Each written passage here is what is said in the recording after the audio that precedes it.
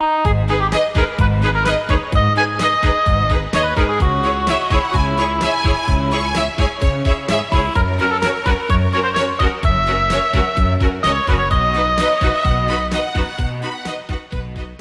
j'ai animé ce matin un petit atelier scénario, mais qui n'a duré que le temps d'une matinée, mais qui m'a donné l'occasion donc de discuter avec les stagiaires de leurs propres projets et aussi de la manière d'écrire un scénario qui est une opération un peu singulière, parce qu'en fait c'est un texte qui n'est pas destiné à être publié, mais qui est destiné à servir d'outil de travail, et en même temps qui doit avoir quand même un certain nombre de qualités littéraires pour pouvoir être lu malgré tout. Donc pour moi c'était plutôt une histoire de rencontre aujourd'hui avec des personnes jeunes, très jeunes et d'un certain âge, donc il y avait toutes les classes d'âge ce matin, et plutôt une histoire de rencontre par rapport à leurs propres histoires. Ils veulent raconter des histoires, mais ils ont aussi vécu des histoires personnelles. Et on a essayé ce matin, à partir de leurs histoires personnelles, de voir qu'est-ce qui pourrait constituer une histoire qui pourrait être racontée, qui serait scénarisable. Car la réalité n'a rien à voir avec la fiction.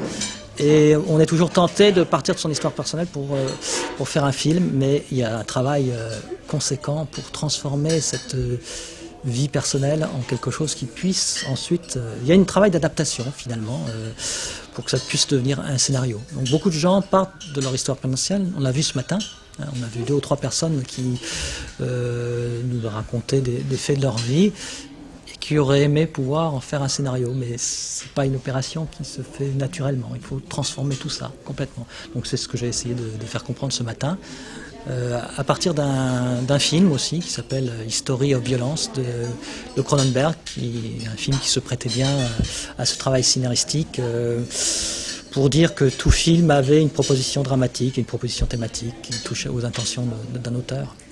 Donc alors, pour la deuxième question, en ce qui concerne le marathon du film, je trouve que c'est une très belle initiative qui me semble aussi très moderne. On est aujourd'hui, grâce au développement des nouvelles technologies et de la miniaturisation des appareils, dans le faites-le vous-même.